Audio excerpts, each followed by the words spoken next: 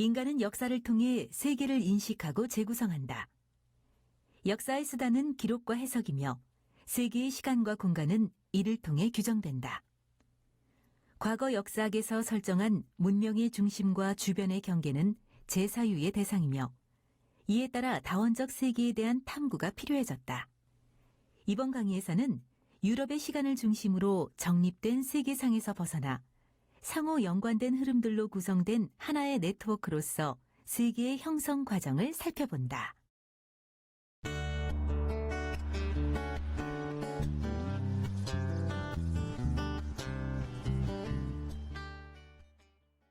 (1970년대) 말 고고학자들은 유라시아 초원의 동부, 타림 분지 북쪽에서 그때까지 알려지지 않은 문화에 속하는 고분 유적을 발견했다.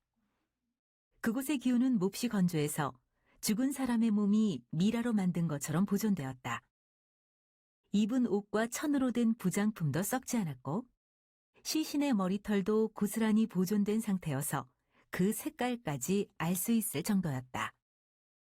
타림 미라는 그렇게 해서 세상에 드러났다. 섬세하고 균형이 잘 잡힌 얼굴에 밝은 갈색 머리를 한 미라는 죽는 순간에도 미소를 지은 것처럼 보인다. 이 미라는 유적지에서 발견된 가장 오래된 미라에 속하며 매장 시기는 기원전 2000년에서 기원전 1800년 사이로 확인되었다.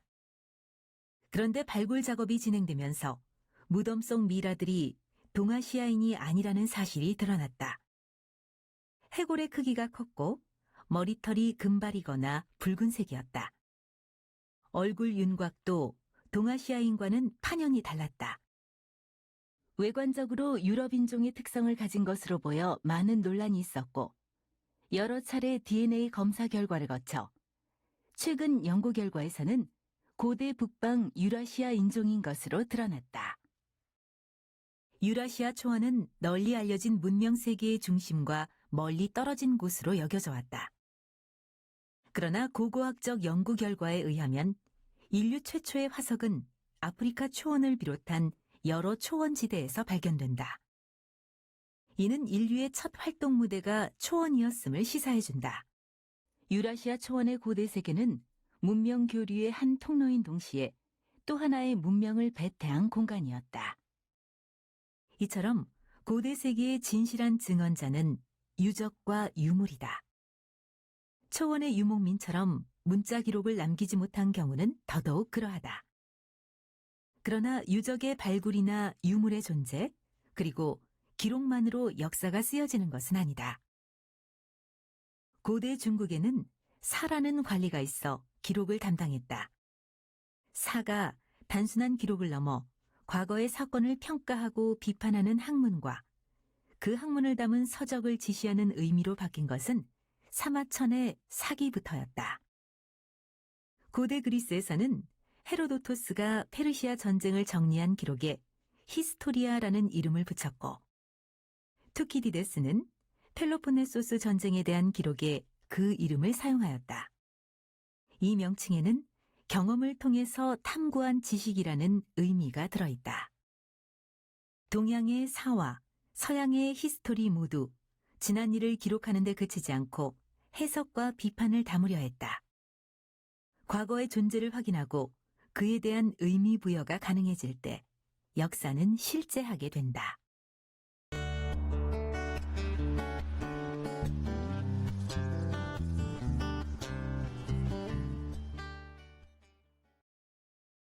역사의 공간은 기본적으로 국가다.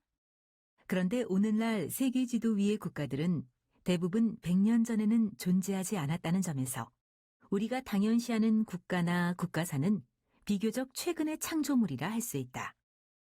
그렇다면 국가적 사건이나 국가의 운명과 관련된 이야기로서의 역사 서술에 대해 질문을 제기해야 할 까닭은 무엇인가? 먼저 민족국가라는 개념 자체가 최근에 만들어진 인공적인 것이며 문화적으로도 제한적인 개념이기 때문이다. 또한 민족이나 국가의 범주에 갇히지 않을 때 과거의 다양한 측면을 왜곡하거나 무시하지 않고 보다 분명하게 인식할 수 있다. 역사의 공간을 어떻게 조형하는가에 따라 역사 서술은 본질적으로 달라지는 것이다. 1983년 베네딕트 앤더슨의 상상의 공동체의 출간과 함께 역사가들은 근대 민족이라는 허구가 어떻게 다양한 방식으로 구성되어 왔는지 관심을 갖기 시작했다. 민족은 근대 역사가나 정치가들에 의해 만들어진 역사적 산물임에도 불구하고 시간을 초월하여 깊은 역사적 기원을 갖고 있다는 환상을 창조해낸다. 한때 잠용해 보였던 역사와 민족의 관계는 이제 회의의 대상이 되었다. 이와 함께 인류의 과거와 관련된 다양하고 중요한 문제들이 민족이라는 범위 안에서 단순하게 연구될 수 없다는 자각이 점차 늘고 있다. 중심이 아닌 주변의 관점에서 바라볼 때 우리는 국가와 핵심 도시를 중시하는 전통적인 틀에서 간과했던 역사를 추적할 수 있다. 예를 들면 주민들이 마주치고 국가들이 충돌하는 국경을 기준점으로 삼거나 육지가 아닌 바다를 분석의 중심으로 삼는 것이다. 역사의 전통적 공간에 대한 도전은 과거에 대한 우리의 이해를 근본적으로 변화시킬 수 있다. 공간을 다르게 상정하거나 명확한 장소로부터 시선을 거두어 새롭게 재설정한다면 우리는 다른 행위자들과 다른 이야기들을 접하게 된다. 저울을 든 여인. 이 그림은 주화를 저울질하려는 여성을 그린 것이다. 이 여성은 그림을 그린 17세기 네덜란드의 화가 베르메르의 아내 카타리나로 추정된다. 17세기에는 주화를 저울질하는 일이 경제활동에서 중요한 부분을 차지했다. 당시 은화나 금화는 오래 사용하다 보면 닳아서 은이나 금의 무게가 줄어들었다. 그래서 실제 주화의 가치가 얼마인지 알기 위해서는 저울질을 해야 했다. 탁자에 놓인 커다란 은화는 중국의 상하이와 네덜란드의 델프트가 포함되어 있던 더 큰 세계, 전례 없는 교역과 교류로 연결망을 넓혀가고 있던 새로운 세계로 우리를 안내한다. 카타리나는 이른바 은의 시대에 살았다. 은은 이 시기 세계 경제에서 엄청난 영향력을 행사하며 카타리나를 포함해 은에 손을 대는 모든 사람의 삶을 바꾸어 놓았다.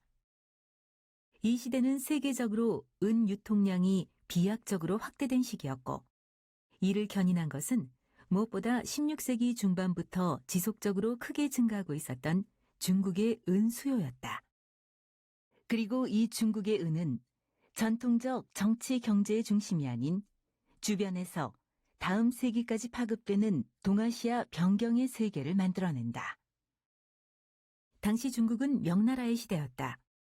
명나라는 북방의 국경을 반복해서 침입하는 몽골 세력, 즉 북로에 대항하기 위해 만리장성을 정비하고 대규모 군대를 북쪽 변방에 배치했다.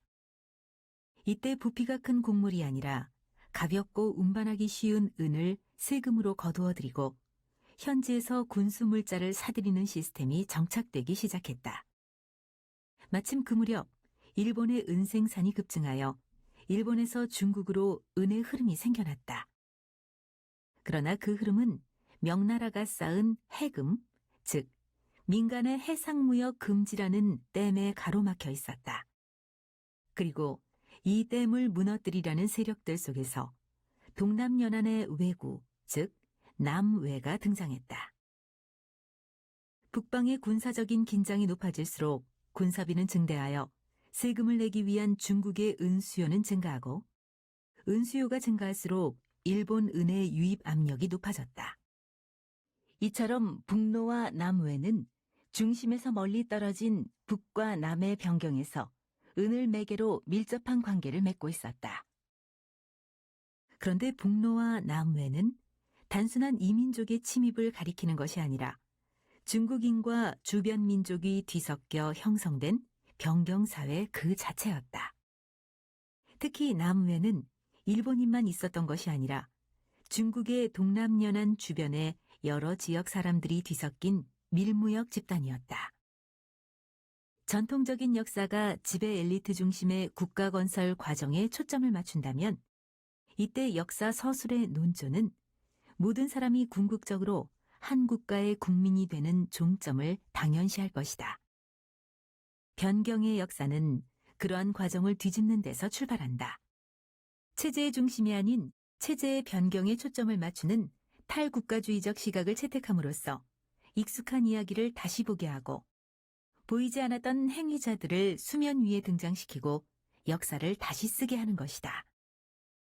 한편 북로 남외의 위기에서 간신히 벗어난 명나라는 그 후 방침을 전환해 민간의 해상 무역을 허용했다. 이와 같은 전환의 시기는 동아시아 그리고 세계 은의 흐름이라는 관점에서 보면 획기적인 시기였다. 당시 스페인 지배하의 신대륙에서는 포토시 은광 개발 이후 은 생산이 급속히 확대되어 세계의 은 유통량 증가로 이어졌다. 스페인이 신대륙에서 채굴한 은은 대서양을 횡단해 본국 스페인으로 옮겨졌지만 한편으로 무장 상선인 갈레온 선으로 태평양을 횡단해 마닐라로 옮겨졌다. 그리고 마닐라에 옮겨진 신대륙의 은은 중국으로 흘러들어갔다. 이로써 따로 떨어져 있던 아메리카, 유럽, 아시아의 경제는 긴밀하게 연결되었다. 그렇다면 카타리나의 은화를 만든 은은 어디서 온 것일까? 이 시기 네덜란드 상인은 아시아 내에서만 은 거래를 할 수 있도록 엄격하게 제한되어 있었기 때문에 일본의 은은 거의 유럽으로 들어가지 못했다. 따라서 그림의 은화를 만드는 데 사용된 은은 스페인의 지배하에 있던 신대륙에서 온 것으로 추정된다. 중국의 은 수요가 높았으므로 네덜란드 상인들이 네덜란드로 들여온 스페인 은화 역시 다시 아시아로 향했다. 그렇다면 네덜란드 사람들은 그 많은 은으로 무엇을 샀을까? 향신료, 직물, 차, 커피, 도자기와 같은 물품을 구입했다. 또한 은은 동남아시아의 네덜란드 식민지를 운영하는 막대한 자금으로 충당되었고 네덜란드 동인도 회사가 아시아의 다른 지역에 팔아서 이익을 남길 상품을 구입하는 데 쓰였다. 다시 말해 상당량의 은이 네덜란드 동인도 회사가 아시아 시장에 진출하는 데 필요한 자본으로 쓰이면서 지역 내 교역은 물론 국제 교역까지 활성화시켰다. 17세기 세계 경제에서 은은 지역 경제와 지역 간 교역망을 연결하면서 지금 우리가 살고 있는 세계의 원형을 만들어냈다. 포토시에서 생산된 은이 카타리나의 탁자 위에 놓이는 과정은 유럽 팽창의 역사와도 맞닿아 있다.